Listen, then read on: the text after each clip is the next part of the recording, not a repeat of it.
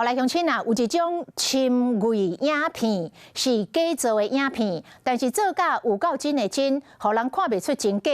民进党立法院党团的总调郭建明，都是侵伪影片的受害者。除了提出着告诉之外，民进党的立委林大华嘛来提案，要修改反渗透法，未来要要求抖音在内的网络平台。爱伫台湾设实体分公司，接受到司法的监督。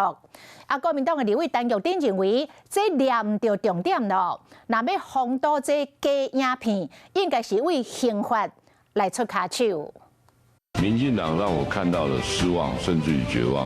民进党立法院党团总调郭建明被伪造甲真逼真的影片，即马伫抖音平台引起大量的讨论，尤其是刷落来这段话。为了自己，我现在台湾在民进党手里可以说暗无天日了。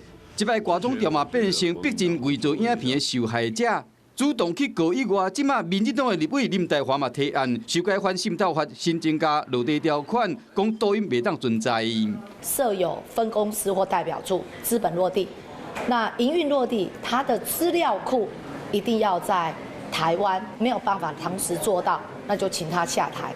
林大华嘛讲，目前数位部针对打诈嘛，只要求累落地，像讲抖音伫台湾敢若设代表人无分公司，草案嘛讲着讲，目前抖音甲国际版的 TikTok 长期透过演算法甲操作的机制，有侵害国家安全、个人隐私甲民主政治的顾虑。若经过主管机关认定危害国家安全，也是讲民主的体制，就应该纳入自动安全的监管体系甲司法的调查范围。所以应该从刑法，尤其在诈欺上面那一条。